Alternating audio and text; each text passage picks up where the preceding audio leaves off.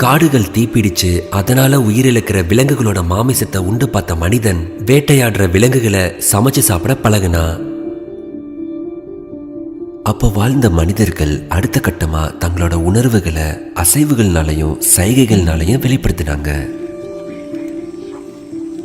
அதுக்கப்புறம் தான் மொழிகளுக்கு உயிர் கொடுத்து தங்களுக்கு தெரிஞ்ச சத்தத்தை பயன்படுத்தி மொழிகளை பேச ஆரம்பிச்சாங்க. அப்ப வாழ்ந்த மனிதர்களுக்கும் இப்ப நம்ம பார்க்குற விலங்குகளுக்கு மாதிரியே ரோமங்கள் இருந்திருக்கு. ஆனா மனிதர்கள் அவங்களோட முன்னேற்றத்தினால குகைகள்லையும் மர பொந்துகள்லையும் வாழ பழகினாங்க. இதனால இயற்கையோட குளிர், வெயில் இப்படி எல்லா பருவ காலங்கள்லையுமே தங்களை பாதுகாத்துக்கிட்டாங்க.